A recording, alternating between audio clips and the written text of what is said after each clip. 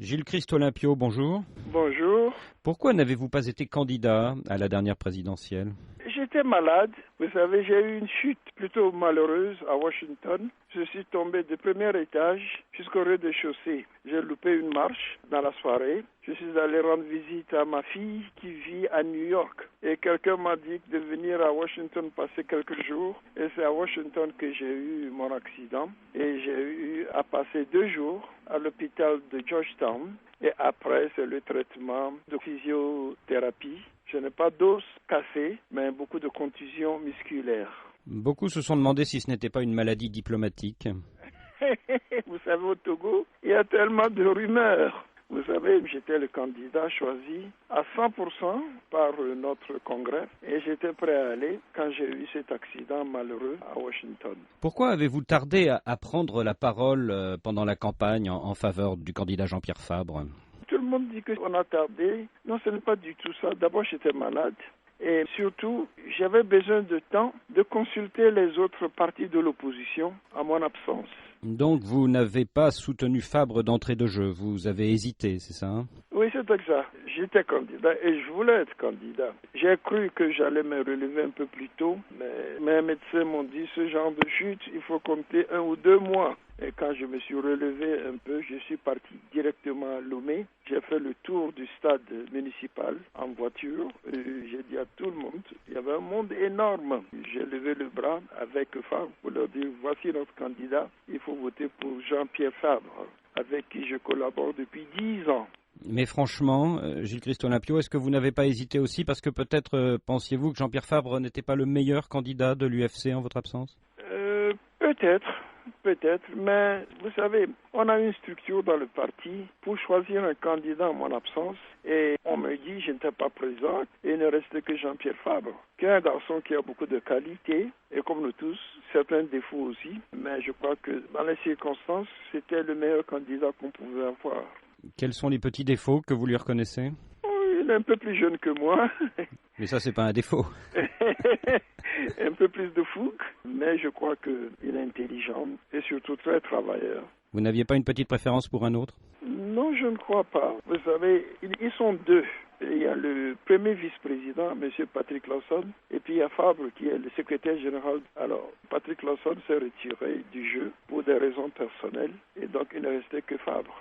Voilà. Alors, à l'issue de cette présidentielle du 4 mars, le sortant, Faure Gnassingbé, a été proclamé vainqueur avec 60% des suffrages exprimés. Qu'est-ce que vous pensez de ces résultats?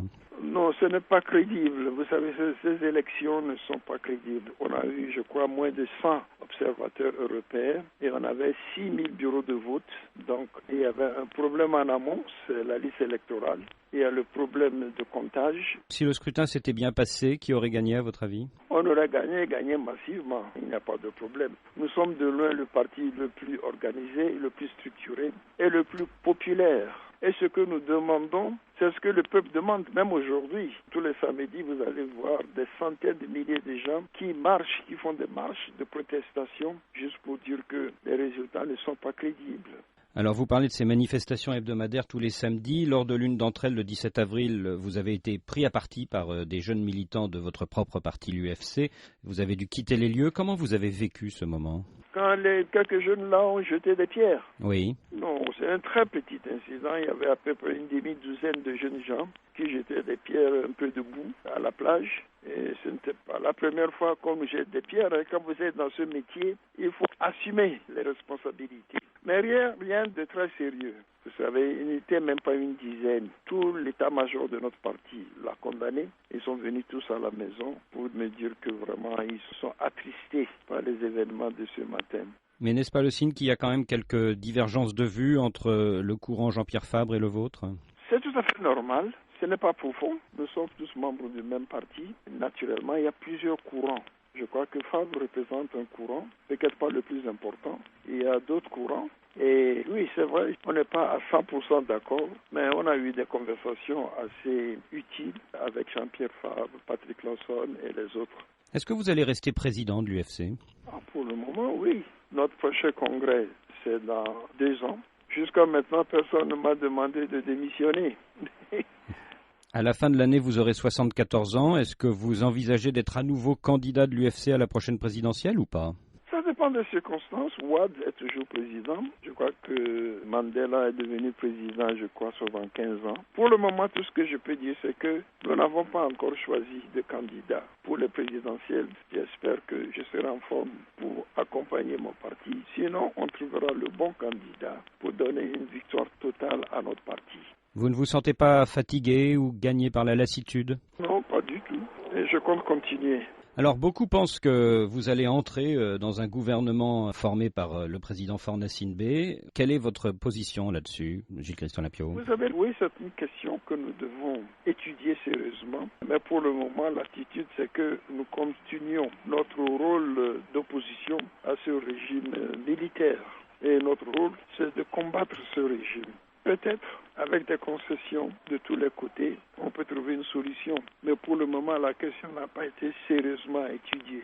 Alors vous avez quand même quelques discussions discrètes avec des membres de l'entourage de Faure Gnassingbé. Est-ce que ces discussions vous ont permis d'avancer ou pas? Nous en avons eu dans plusieurs pays, à Rome, à Paris, à Bruxelles, et à Ouaga, à Lomé. Et on a toujours essayé de trouver un terrain d'entente, mais ceci a été jusqu'à maintenant impossible. Donc pour le moment, je peux vous assurer que nous n'avons pas étudié cette question sérieusement. Quelle est la dernière fois que vous avez parlé avec Faure Gnassingbé? Ça remonte presque à 1 an et demi. Même au téléphone? Même au téléphone, oui. Je ne l'ai jamais eu au téléphone. Et à quelles conditions pourriez-vous envisager une entrée au gouvernement? Très difficile, ça dépend de l'attitude du gouvernement.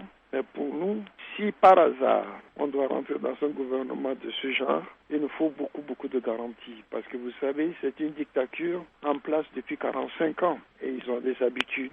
Et surtout une armée restée prétorienne, tribale et familiale. Donc il nous faut trouver une solution. Gilles-Christophe Lapio, merci.